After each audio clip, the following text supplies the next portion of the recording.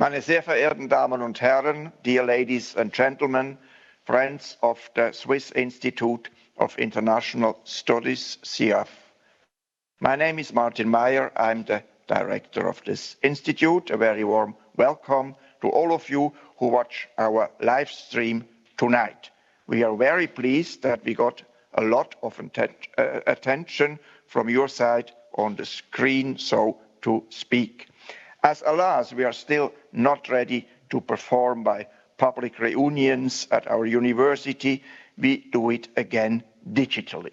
But hope is one of the key words of tonight's session, so let us hope that we can soon come together again in real-life activities and realities.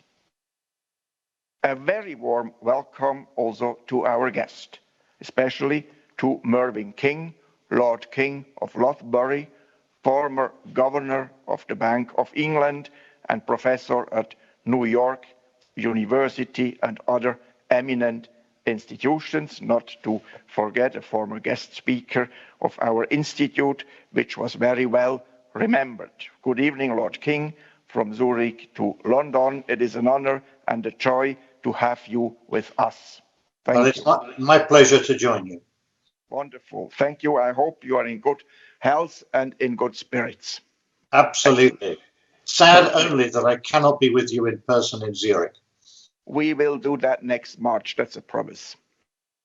The same, of course, goes to our friends Thomas Jordan, head of the Swiss Federal Reserve, and to Walter Kielholz, chairman of Swiss Re. Thank you very much, gentlemen, for being here to join us for an interesting evening here at the Center for Global Dialogue in Rüschlikon, close to Zurich.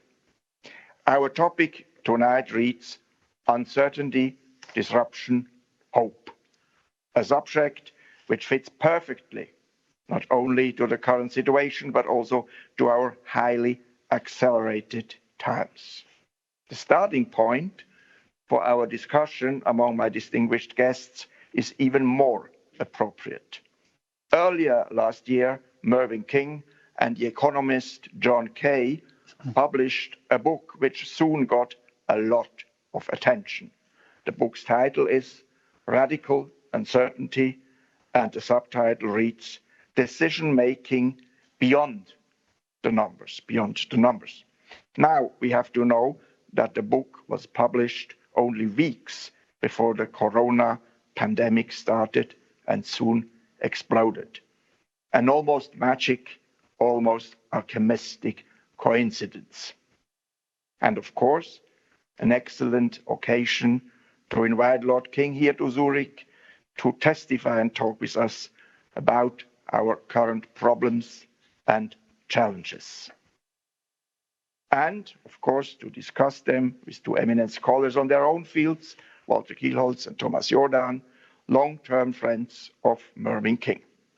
Our time is precious, so just a few informations about our format. Lord King will give a short keynote, followed by two short statements by Thomas Jordan and Walter Kielholz, always having in mind our tonight's topic, uncertainty, disruption, hope, and its subtitle, How to Analyze the Current World of Economics and Politics. Afterwards, ladies and gentlemen, we will discuss it here on the podium for around 30 to 35, 40 minutes, and then you have again the opportunity, like with Timothy Snyder in last November, to ask questions by writing them to us by your screen. They will be transmitted to our guests. So let's start, and I beg Mervyn King to give his initial statement. Please, your lordship. Thank you very much, and it's a pleasure to be able to discuss with my two distinguished colleagues on the podium the topic of uncertainty. In the book, John Kay and I distinguish between resolvable uncertainty and what we call radical uncertainty. Resolvable uncertainty is the simple kind, the kind that you can describe in terms of probabilities, like tossing a coin that you know is a fair coin, a 50% chance that it will come down heads. Radical uncertainty is different. Radical uncertainty is uncertainty that you cannot quantify. The best example of it is actually COVID-19, the challenge we've been facing now for over a year. And the reason why it's so important and why it's such a good example is that it is different from a black swan event, which is something you can't conceivably imagine until you've seen it. We knew there were pandemics, but we couldn't possibly have said in the middle of 2019 that the probability that a virus will come out of Wuhan in China in December 2019 was 17%, 27%, or any other number. That would have been a meaningless and distracting statement. Equally with the banking crisis in 2008, we knew the banking crises existed. We'd been through many of them in several hundred years in most advanced economies. But that did not enable anybody to say that the probability that Lehman Brothers would collapse in September 2008 was some particular number. So radical uncertainty is uncertainty that cannot be quantified. Now, why does this matter? Well, I want to draw out 4 implications of radical uncertainty, and then to conclude with why we should nevertheless be hopeful. The first implication of radical uncertainty is that there is no mathematical or objective way of quantifying all risks, and we can't price, therefore, such risks. If you know the probability of something happening is 50%, and you know what the consequences of the event will be, it's possible quite straightforwardly to calibrate what the risk is. That's what we tend to do with life insurance. But with radical uncertainty, there are events where we don't know what the probability is, and it requires tremendous judgment to successfully be able to quote prices for insurance against those risks. That is the skill of reinsurers, and of course, especially Swiss Re. It requires experience and judgment and a culture of understanding risks to be able to offer that kind of insurance. It's not a simple mathematical calculation. The second implication is that the world is, in the technical jargon, non-stationary. What we see happening is not simply a random drawing from a known distribution. The world is continuously changing, and that means that we cannot even imagine a simple probability distribution informed by events from the past. The third implication is that there is in the world far too much bogus quantification. We've seen with economic forecasts that they are really very poor typically. The interesting thing in the past 12 months is that the same poor performance of prediction is true of epidemiological models. Now, why is this the case? Models can be very helpful in understanding the nature of a problem. They enable us to simplify, to focus on the factors that really matter in understanding what is likely to happen in the future. But the reason that economic forecasts and epidemiological forecasts are so poor is because we do not have the information required to judge the values of the key parameters that will determine the path of an epidemic or the path of the economy. And this is important because last March, what should have happened was that the epidemiologists should not have tried to make predictions about the path of COVID-19. They should have said, these are the key parameters that we need to understand and know about in order to judge the future path. And so, for example, governments should have been encouraged to carry out random samples of the population and test them in order to determine the mortality rate of the virus. Because although we knew the numerator, the number of deaths, we didn't know the denominator, the number of people in the population already infected. And the last and the fourth implication I draw out is there is a very important role which I suspect is used in Swiss Re and used in almost all organizations that are successful in making decisions under uncertainty. The question of asking yourself, what is going on here? The question, what is going on here, sounds rather trivial, but it isn't. Because when you're confronted with a unique event, an event that we haven't seen before, we may have seen something similar, but not exactly the same, we have to keep asking the question, what is going on here, to understand the nature of the problem we're confronted with, and then to think through the right answer. And this is important because one of the big challenges in the future is how best to use artificial intelligence. There are many people, including the psychologist and economist Danny Kahneman, who believe that decisions should be made by computers and not humans, because humans make mistakes, but computers don't make mistakes of mathematical reasoning. I think this is profoundly wrong. It relies on the assumption that the most important decisions we take are ones that can be solved purely by mathematical reasoning. I don't believe that's true. When you're faced with radical uncertainty, judgment, experience, the ability to adapt to an unknown situation, all of these things matter. And we do it together. We do it not as individuals solving problems, but we work together to find the solutions to challenges of radical uncertainty. Finally, hope.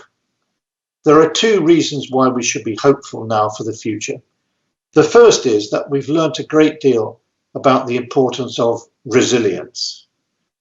After the financial crisis, we learned that it was important that the banking system was resilient, and we changed the regulation to ensure that banks had to issue more equity capital, had to have more liquid assets on the balance sheet in order to be resilient to unknown disturbances occurring. Sadly, we didn't apply that lesson to other parts of the economy, and we've now seen again that we needed our health systems to be more resilient. The two countries best prepared on paper for a pandemic were the United States and United Kingdom. That turned out to be false, and the reason is because they had prepared for a pandemic of a particular kind of virus, a flu virus. What we had was a different kind of virus. We need to prepare for a generic virus. Resilience of our health system is crucial. That's also true for businesses. The just-in-time delivery model is bound to be rethought. The reliance on continuous deliveries and movements of people across borders will undoubtedly be something that people now realize cannot be guaranteed. Everything we do needs to be resilient to major uncertainties and shocks. And lastly, we shouldn't be frightened of uncertainty. We should actually embrace it, because uncertainty is actually the source of almost all good things in life. When Frank Knight wrote his famous book, Risk, Uncertainty and Profit, exactly 100 years ago, he believed that radical uncertainty was the source of entrepreneurship. Entrepreneurs come up with new products and new processes.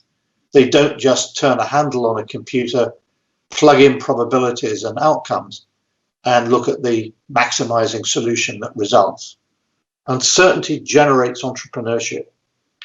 And it's also the source in our personal lives and business lives and collective lives of great happiness. Students often say to me when they leave university that they're very frightened of the uncertainty about their future lives. And I say to them, you shouldn't. You don't want to know today who you will marry and when. You don't want to know what jobs you will have during your career. You don't really want to know which countries you might live in or visit or travel, or which restaurants you might go to in the next year. The excitement in life comes from coming across new and unexpected outcomes, things that you can't quantify, things that you don't know in advance. That is radical uncertainty. And that really, in the English phrase, is the spice of life. So embrace uncertainty. And let me now hand it back to our distinguished panel. Thank you very much, Lord King. I couldn't agree more. How boring a world without uncertainties, and what you strengthened also is the importance of the human factor in all these topics, economy, policy, and other fields. Now you built a bridge already twice mentioning Swiss Re, so I beg Walter Kielholz to take on with his brief statement. Yeah, well, Martin Meyer, I have to say, after 25 years in that business and after 45 years in business generally, I was really hoping for a very, very boring year. And I'm still hoping for that. But I seem to be not in that position. Confusion or uncertainty, also uncertainty in the real world leads at the decision-making level of a company to confusion, usually. Also, it's just the same word, is another connotation of it. And I would like to point out two or three exceptional characteristics of this one here. We had always, at Swiss Re, given pandemic risk an enormous impact on it. It was our after financial market risk, it was always our second most important risk. And by the way, the Swiss Confederation had it also as number two risk after the collapse of the electric grid. I think in Switzerland, the second most dangerous risk was actually also pandemic. However, there were two things which I think we misunderstood or did just not know. One is the length of this event. We thought the pandemic comes, a couple of months, it's over. And now this will last 2 years at least. 2 years at least from when it started to when it might be declared defeated. And this process is uncertain. It takes turns and swings, and this adds to the confusion at the decision-making level. It is a completely up and down, hope and despair and activity and so on. That's one. The other one is, strangely enough, we have defined the event, but we have completely misunderstood where the loss would come from. We thought the loss would come from the life insurance book. People would pass away and we would have to pay a lot. Or they would be sick and we would have to pay a lot in health. But it was actually business interruption and it was cancellation of big events. Why? Because all over the world, virtually within 2 months, all governments actually reacted pretty much the same way, closed down all activities or certain activities, and virtually made certain big events impossible.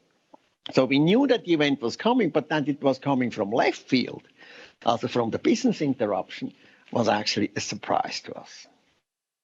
The second piece is there have been other such events where we have been surprised and we knew that they were there. For example, terroristic risks. Before World Trade Center, we had paid several claims, terror-related property damages and life and whatever. But the sheer size of the World Trade Center risk was a surprise to us. It was just beyond our imagination. Not that the terrorist risk existed, but that there would be a terror risk of that size. And at that time, our company paid 6.5 billion Swiss francs in damages out of something which only lasted 2 hours. No, don't forget, it lasted 2 hours. This one will be 2 years. The other one was where I would say is interesting to compare. From 1945 to 1975, or 68 or 75, somewhere there was not one single heavy hurricane at the east coast of the United States. or maybe one, Betsy. As from 76 onwards, or as from 80 onwards, there was a large number every year.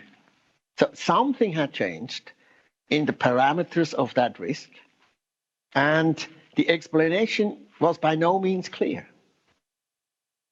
We only knew that Miami or Florida was looking completely different in 1945 than it looked in 1976. So Miami Beach was just donkeys and palm trees. So that is something where you can actually then say, yeah, we understand that is the mistake we made in actually assessing that risk. And the other one is earthquake. Earthquake we understand very well. We know where the earthquake zones are. We know that Taiwan, California, Japan, whatever is dangerous, Italy, and so on. Turkey. And we say, okay, now we should have an earthquake in Turkey because there is a seismic gap. There is a time that an earthquake in so-and-so Turkey or Italy or whatever is overdue. But if you look at it in geological terms and you compare this with the decision-making period of a human being, it's seconds, for geological seconds, when we have 100 years. So whether it's 100 years earlier or 100 years later, this earthquake cannot be determined reasonably. So these are things where the limitations of actually making risk models is very much the case. Now, just maybe a remark here to this event going forward. I think slowly the losers and the winners are clear, and the measures which are now taken will make other losers, will make other winners. And I'm a little bit afraid that after a pandemic, all the time, there has been a political showdown afterwards. There will be, in the past, kingdoms have collapsed, Chinese emperors, dynasties have collapsed, and so on. And this one here, the political debate which will follow, is already now extremely aggressive. The losers slowly realize that they are the losers, and they will, after their fear is over, the last phase of such an event comes, and that is the assignment of blame. The politicians, the institutions, the system, the epidemiologists, the others, those who think the earth are flat, and the others, everybody will assign blame to the others.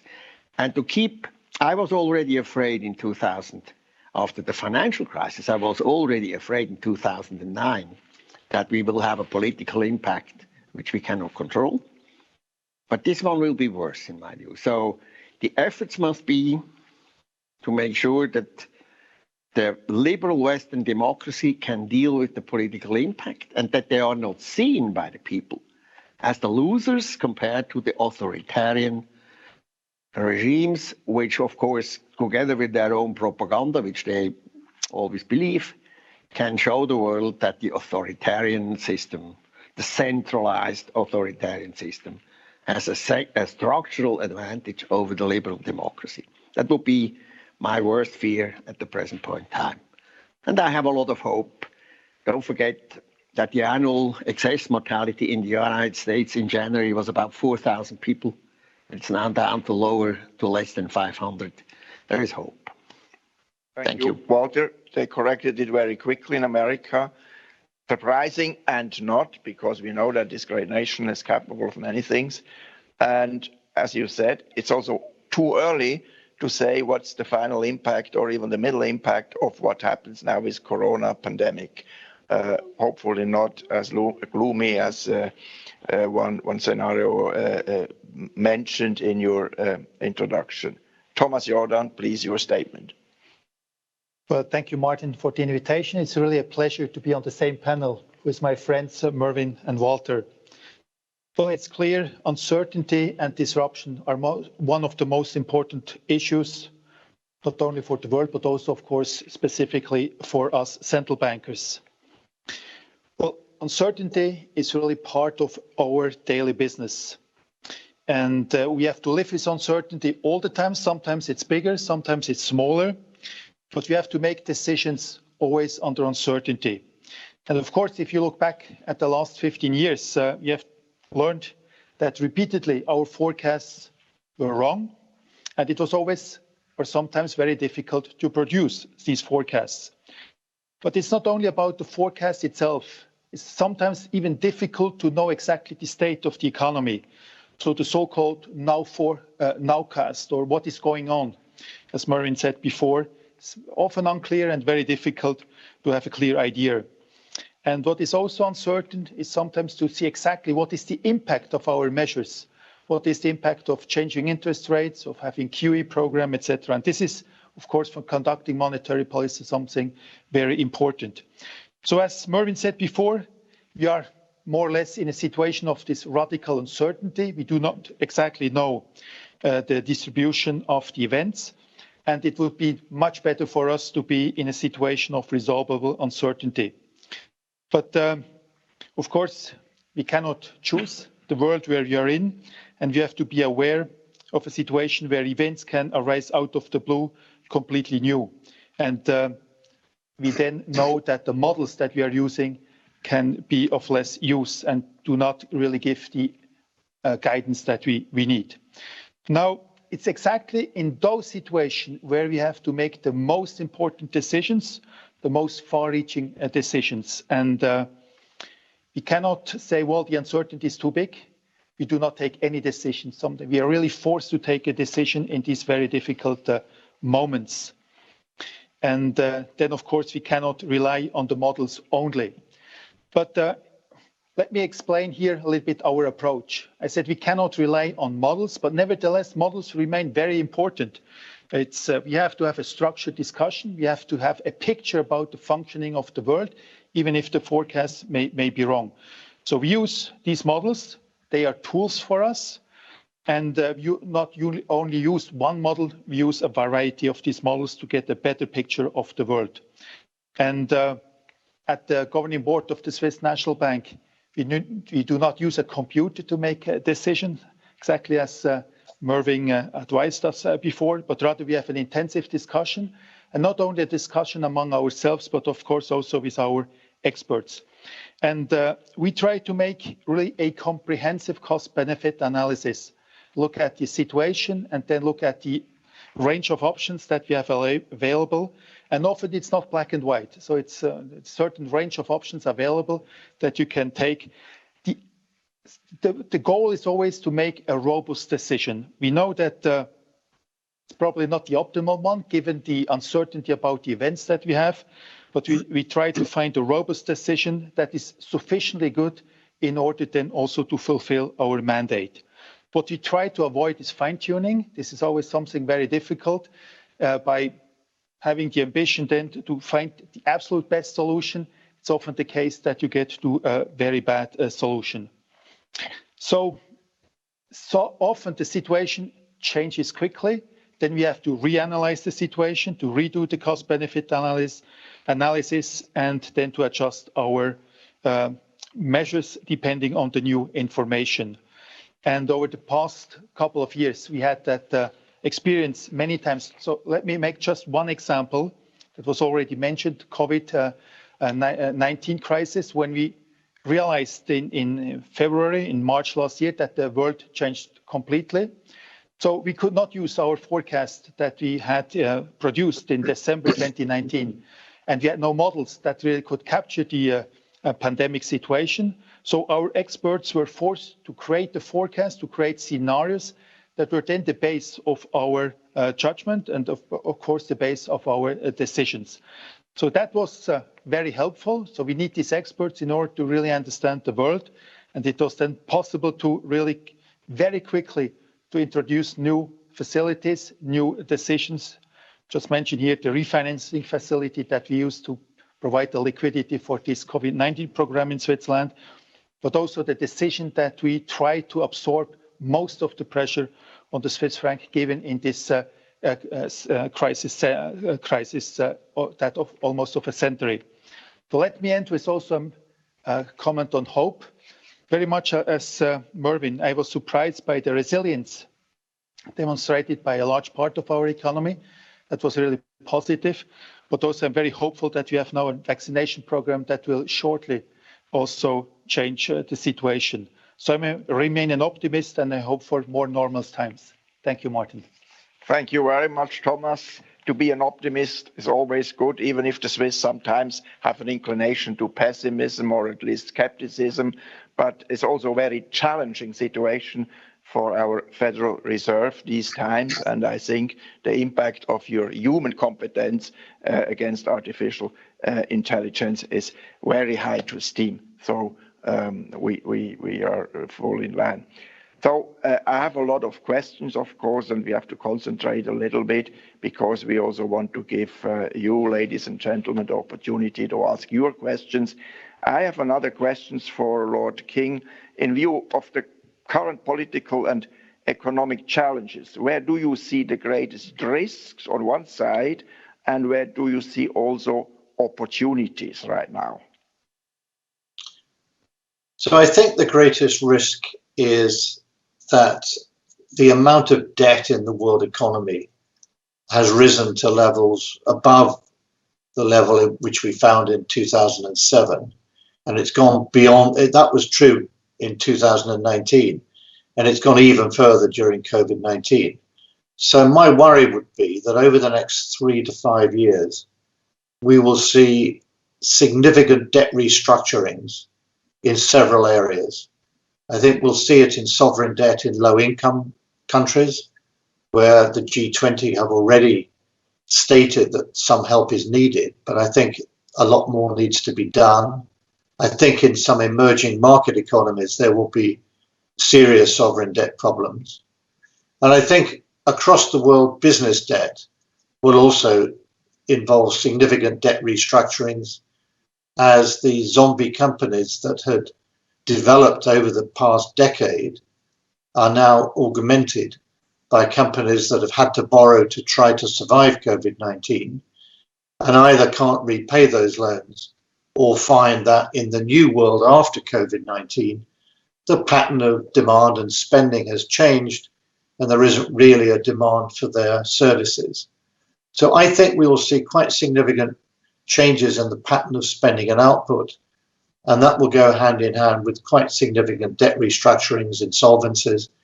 And the trouble is, although we in the world economy are used to dealing with sovereign debt problems in one or two large economies, and we're dealing with business defaults in one or two economies, if this is a global phenomenon, I'm not sure that we have the resources or the mechanisms for dealing with the scale of the debt restructurings that could occur. Do you think that governments, also societies, politicians are not fully aware of the problem, or they just don't want to see or face them? I think we have still a high confidence in all this monetary situation, and we should be a little bit more alarmed. This is a question for you, but also for Thomas. I think it is difficult to get people to confront these risks. When Walter was speaking about the risks that he'd seen and the challenges to Swiss Re, what comes across so clearly is the depth and knowledge and experience. You do not see that in the political debates. I'll give you one example that worries me. In some point in the next year, governments are going to declare victory over COVID-19, and they will say we're now coming out into a wonderful new world again. But what we have to recognize is that there is a risk of another pandemic at some point in the future. It will happen. And there are risks, as Walter described them, risks to whether it's cybersecurity or some other terrorist attack on our electricity supply grid, which could devastate our economies, make it difficult for governments to contact us. There are a number of very big risks that people tend to ignore. And I think my concern about the focus on climate change is not that climate change isn't important. It clearly is. It's just that it's not the only risk facing societies. And when it comes to assessing risk, climate change is one. It may be the most important, but it's not the only risk which we face. And it's very important that we don't ignore the other ones. Thank you. Thomas. Well, it's clear that during a crisis, debt has to increase. So government need money in order to fight the crisis, and the debt level will increase. The problem is that the debt level does not increase after the crisis. So we had this increase 2008, 10, and we have it again. And in the meantime, no decline in debt. And I think this is a problem. And the problem is mainly that we do never address the serious problem of the lack of structural reforms. So we need more growth. We need higher potential growth in most of the economies. And that cannot be achieved by just having an expansion in monetary and fiscal policy. So this is not possible. We need structural reforms. And because this is politically very difficult, so usually governments that try to implement structural reforms are not re-elected, and then their appetite to do structural reforms is very low. So there's almost like a structural risk that we do not do the right things regarding structural reforms. And from crisis to crisis, it gets worse. And there's a certain risk that there's too much debt. And if interest rates increase, it's very difficult to repay that debt. And it accumulates constantly, more and more, also compensated by the so-called quantitative easing, where we well remember Mario Draghi's famous parole, whatever it takes, but it's still whatever it takes. It takes even more and more and more, and we don't see an end to that, Walter. Yeah. Structural reforms, this is a very important keyword. I see a little bit the problem that when this victory is declared, and whether it's then a true victory or whether it is too early or so, it doesn't even matter so much. There is certainly a lot of pent-up consumption out there in the world. And people will rush out and have a heyday in the restaurant and do whatever they were not able to do and consume and do that. And that is exactly the moment when this consumption will compete with the stimulus programs to increase consumption, which comes from the government side. So there is, in my view, but I'm always a little bit paranoid about this, a real likelihood for inflation. Now, very few politicians in the Western world remember real inflation. And it would be, I always felt that this is an easy way out for governments. Government's tax income is on nominal, is dependent on nominal values. Turnover in the economy for value-added tax and the personal income tax on personal income, and the personal income tax is even progressive. And therefore, if we have a devaluation, there is an acceleration of the reduction of debt dramatically out of that. And we have calculated it recently and have seen that the difference is huge. In a couple of years, even in Switzerland, if we had 4.5% or 5% inflation, there would be an enormous growth in tax income. Absolutely. At somebody's expense. Of course. We know whose expense. It's the owner of nominal assets. And therefore, this is a political issue. I'm a little bit afraid of that, but I was already afraid of that 10 years ago, and I was wrong. Yeah, that's an interesting point. We talked also about inflation already 5 years ago, maybe longer. Until now, it never happens, but there are still fears, growing fears, that it comes, and it will come in a possibly dramatic way. Lord King, what's your estimate on that? I mean, we don't quote you in making investments on what you say now tonight, but we would be very interested how you see the problem, because, as I said, it's a topic for a long time on the table. Well, I think we should be concerned about the possible inflationary risk today. And I want to explain why I think it is different from 10 years ago. Central banks create money through quantitative easing. They buy assets, they create money electronically through that process. But when we did that in 2009-10, we were simply offsetting a contraction in the money supply created by the commercial banks reducing the size of their balance sheets.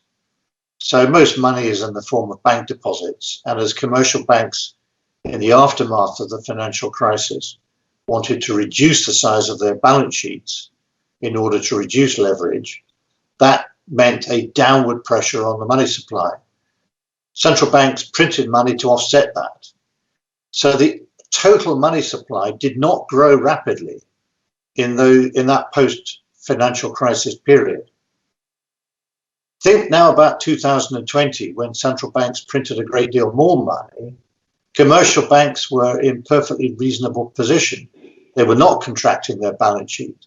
So what we now see is that the monetary growth rates are at record post-war levels in the United States, in double-digit levels in the Euro area and in the United Kingdom. Now, there's no mechanical consequence of that, but it certainly ought to worry people, and it certainly should lead central banks to say, we need to be ready to deal with it if it happens. And I think the Federal Reserve in particular has been making statements that imply that they're very confident that they won't be raising interest rates for several years. And I think it's very difficult to make statements like that. We just don't know. And I think, I've always thought that one of the biggest mistakes that experts make when they're called upon to give advice to politicians and others is to claim to know more than in fact they do. Expert knowledge is very important, but it's always devalued when experts make predictions or say they know what's going to happen. So I always trust an expert when they're prepared to answer to a question, I don't know. That's the most important answer to be able to give, to be honest and humble about what we know and what we don't know. Absolutely. I have another question. I mean, you deal with the topic of uncertainty in your book. What distinguishes today's uncertainty and also radical uncertainty from earlier forms and assessments? I remember one of your predecessors, John Maynard Keynes, the eminent economist, maybe the most important economist of the 20th century, and he dealt a lot in his books and in his thoughts with uncertainty, but this is 70 years ago. So what's the difference of this notion and the reality of uncertainty then and now? Are we living in a more dramatic way with a radical uncertainty? And again, how can we cope with it? I think it's very similar to the issues that Keynes wrote about. It's very striking that when he was producing his general theory and trying to argue that a market economy isn't automatically self-stabilizing and you can get periods either of a depression, which is what he was concerned with, or an inflationary boom. The same phenomenon occurs. It's where there is uncertainty about the future and markets can't effectively convert that uncertainty into something that can be turned in terms of probabilities and priced and traded. Some uncertainties simply can't easily be traded. And that was the basis on which, from Keynes's point of view, he said, this is a very obvious point. There's nothing deep and fundamental about this. Well, it's fundamental, but it's not deep and difficult to understand. And he wrote in his preface that the great difficulty is to get people to give up the old ways of thinking.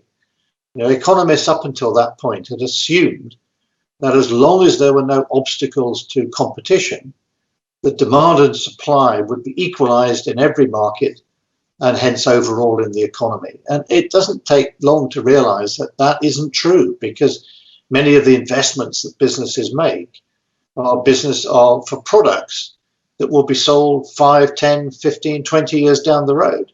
They can't sell those products today. They have to wait. They have to speculate and anticipate, make judgments, take risks. These are the things that lead it for the economy to go through cycles and to move up and down. But it was very hard to get people out of the old mindset.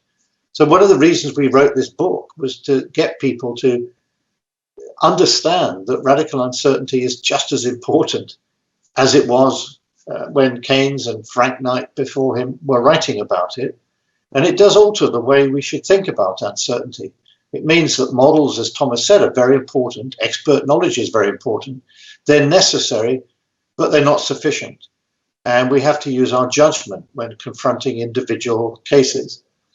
It is very interesting when you think of how we make progress as a human race. This is, if thinking like a computer was the answer to solving difficult problems, we would have evolved to think like computers, but we haven't. What we have evolved to be like is to confront unexpected situations and to be rather good at adapting to them and to work with other people to create solutions to these problems. So as individual humans, we can't run as fast as many other species, and we certainly can't fly. But working together with other people, we can build a jumbo jet that will fly from Europe to Australia non-stop. No other species can do that. It's that collective intelligence, as others have described it, which gives us our ability to adapt. And those are the things we should treasure and prize. And I've got a question for Walter, because obviously he uses expert knowledge and models and data to assess what's going on.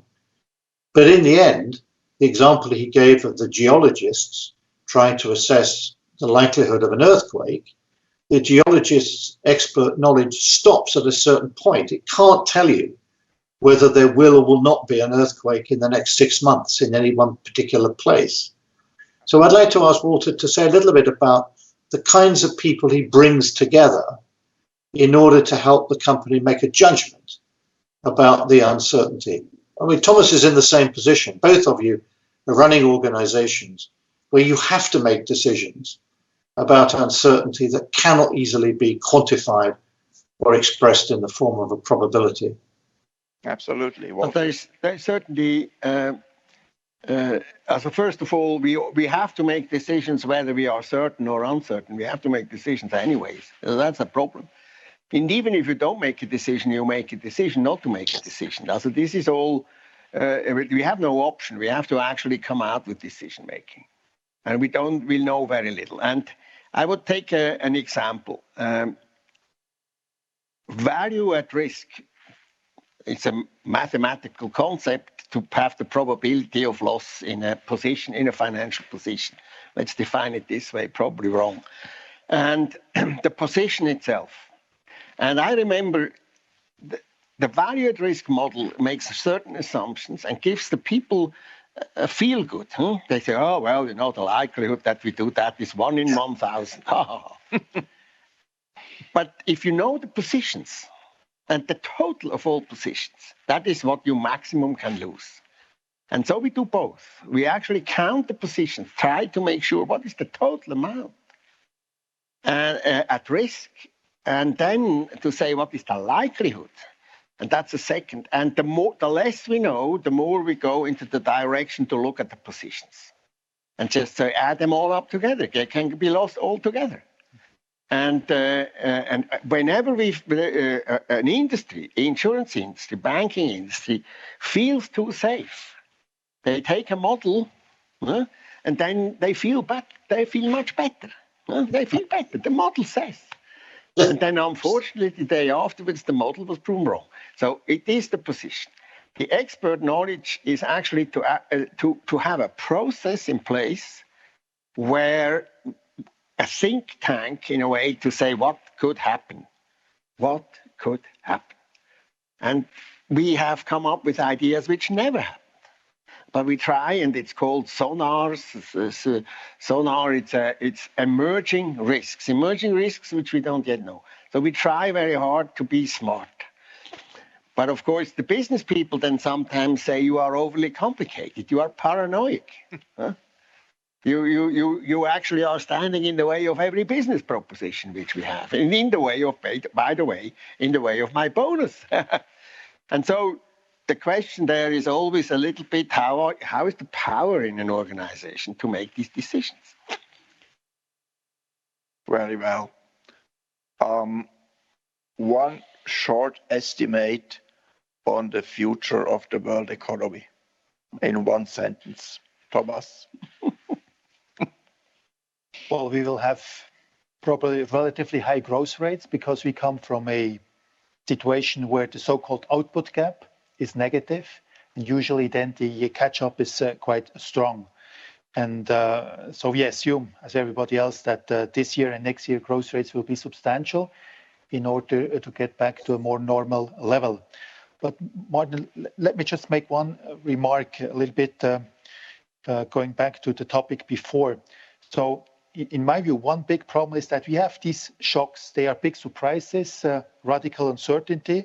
And after such a shock, usually we need an adjustment of so-called relative prices. So we have something new, but often politics, from fiscal policy to monetary policy to other policies, try to avoid this adjustment. So then it takes more time, and probably then we have again a new shock, and we are still not exactly in the new equilibrium. This is something which is almost a little bit schizophrenic, where we know exactly there needs to come certain adjustments regarding these relative prices, but because it's painful, we do everything to avoid that. And this simplification of certain firms is exactly the result of that, where we know exactly that this is something is not sustainable, but the policy is giving enough oxygen to those for a very long time, although we know that they, at the end, will have to disappear from the landscape. True enough. Absolutely. Absolutely. Walter, short estimate on the world economy. You're an optimist? No estimates about the future from my side. Lord King also not? A little bit? Well, You think it gets better? We have spent a lot of time in the last year looking back on previous pandemics, particularly the Spanish flu of 100 years ago. No one has suggested that the level and growth of GDP today was permanently affected by that episode. So my guess is that 50 years from now, people will look back, they'll want to either remember or commemorate the events, but they won't think of it as something that transformed the world in which they lived. Very good. In 50 years anyway, we'll meet again here and see if we can comment on the outcome of what you said just now. That would be very interesting. That would be an interesting test on probability. Absolutely. it also would change some perceptions of risk and longevity, etc., etc. So let's see what kind of questions we have here on my iPad. Okay. Yeah, I think we have to put this question, somehow it's in the air. Brexit. How would you estimate United Kingdom's economic performance for the coming 5 years? The more specific, the better. I shall take Walter's advice here and not make any forecasts for the immediate future. What I would say is that this whole Brexit debate has been confounded by the phrase I used earlier, bogus quantification. In the referendum, both sides made strong numerical claims about the costs or benefits of leaving the European Union. And I was struck by the fact that most normal people I met said, how can they possibly know? And the answer was they didn't. They made the numbers up to bolster their case. And that was one reason, I think, why the government lost the referendum campaign, because their own position became literally incredible. So we don't know what will happen. But I do think that if you take a longer term view, 20, 30 years, it's not at all obvious that Brexit is going to have a significant impact on the level or growth rates of UK GDP. The actual impact on costs of doing trade is small. There may be political consequences. We'll see how those things work out. But I don't believe that joining the common market, as it then was in the 1970s, led to a transformation of the British economy. I think the transformation that took place, if any, was in terms of macroeconomic policy, where both major political parties realized the importance of monetary and fiscal stability, and the enormous switch to denationalized, privatized companies, and increased competition in the economy under Mrs. Thatcher. And those are the big changes. But I don't think joining the European Union transformed our position. It had a bigger effect on New Zealand than it did on us. But the New Zealand economy today is thriving. Right. We also could mention Schumpeter's creative destruction as a kind of a starting point for reforms to be built up, and who knows how this will, of course, develop. Another question, please voice your views on pandemic catastrophes as a catalyst of lasting innovation for your areas. Example, improving decision-making, new real-time monitoring and action options. Thomas, would you like to answer that? It's a very difficult question. It's a difficult question. Yeah. But no, I agree. I think every time we have a crisis, this is something which gives room for improvement in certain areas. I think we have to use all the, points that we're now realizing. If you take Switzerland, so we realize that we are much weaker with respect to digitalization than we hoped for, and or we expected. So we have to become better there.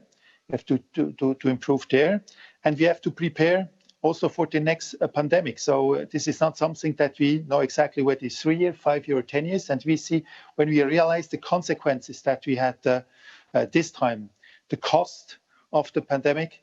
I think it's absolutely necessary to figure out how we deal with the next one.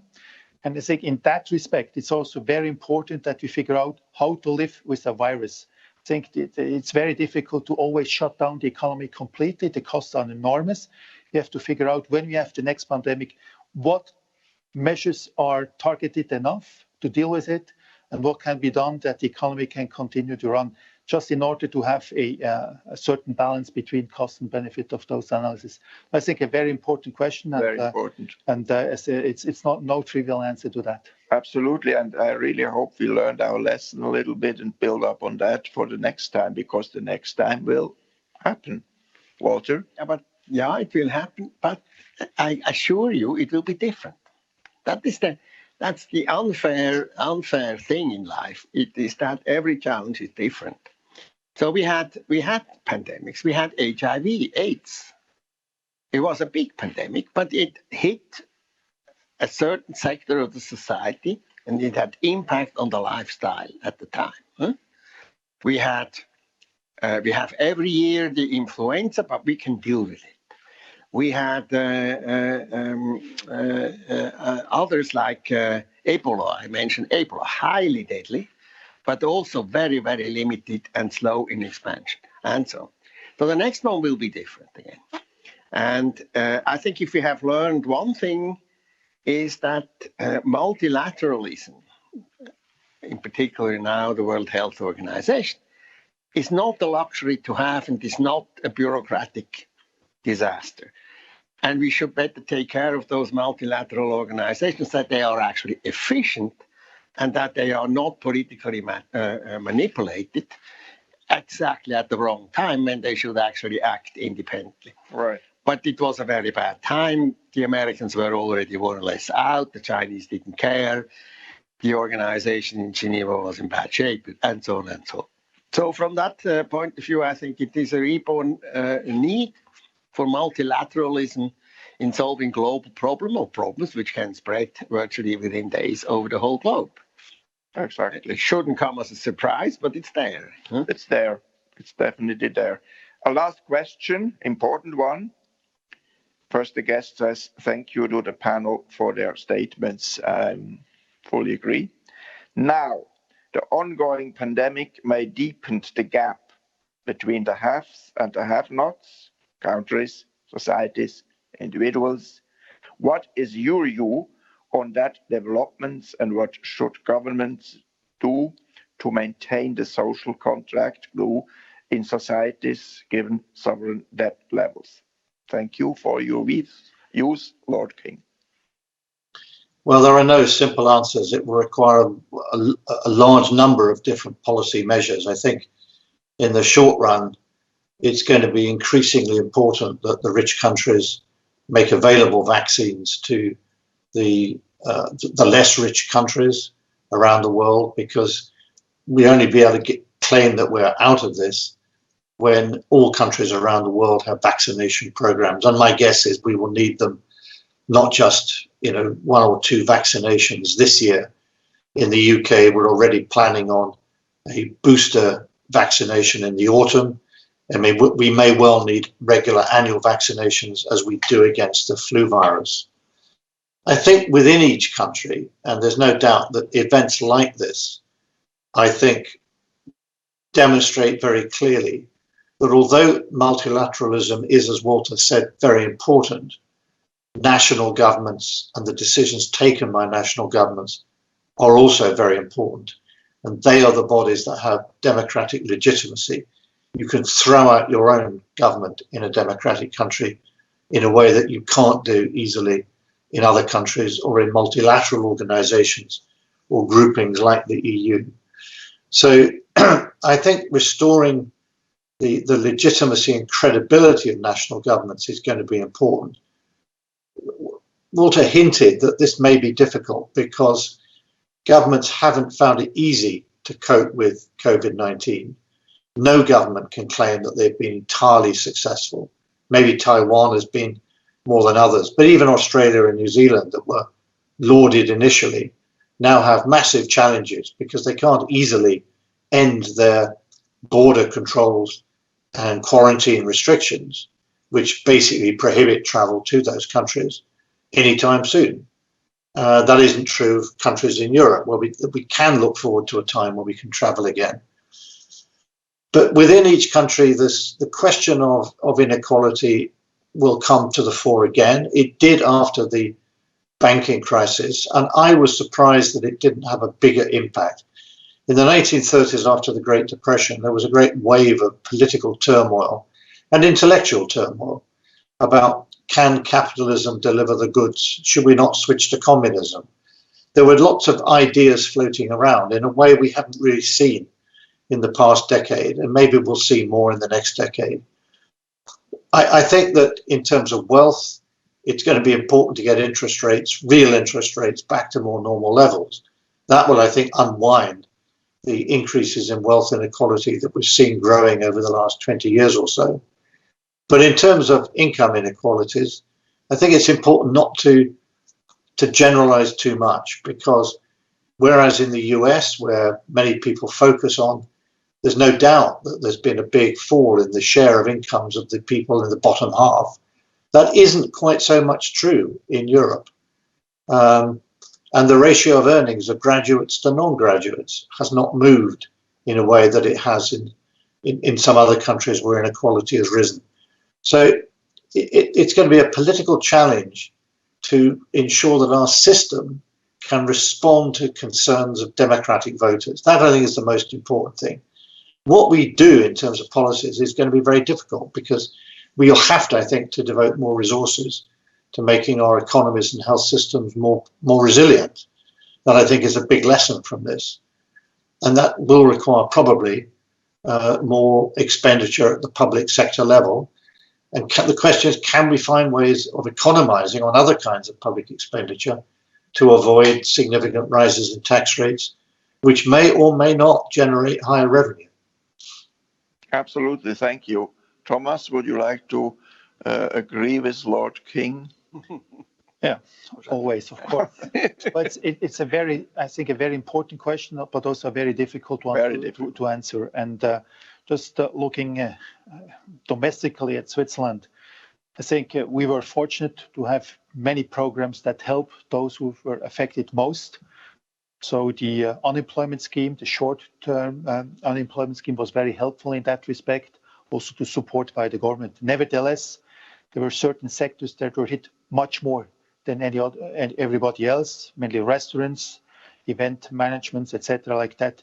And in my view, it's not only a question that we provide those funds at this moment. I think it's very important that as soon as possible, we get rid of the distortions so that you have, again, competition, and that you allow the economy to provide the jobs, but also the opportunities to everybody else.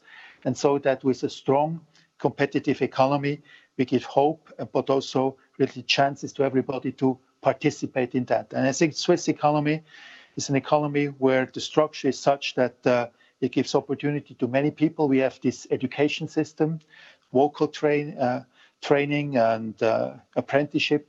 This is something that is extremely important to have a more equal economy, and we should make sure that after the crisis, we do not lose on that side, rather than we can strengthen it. Absolutely. Walter, you have the last word. I come now with a very bad message. I would not be amazed, and I would be, I'm convinced that the large wealth that has been created over the last 20 years, mostly in technology, and which has contributed to this incredible wealth in the world, relatively concentrated on a small number of individuals or companies. This wealth has to contribute more to the solution of the crisis, no question. And this will be the political topic of the future. Don't forget that Switzerland, for example, is one of the very few countries in the world that has actually a wealth tax. Most countries don't have that. So wealth, a large wealth will have to contribute more. It's no question.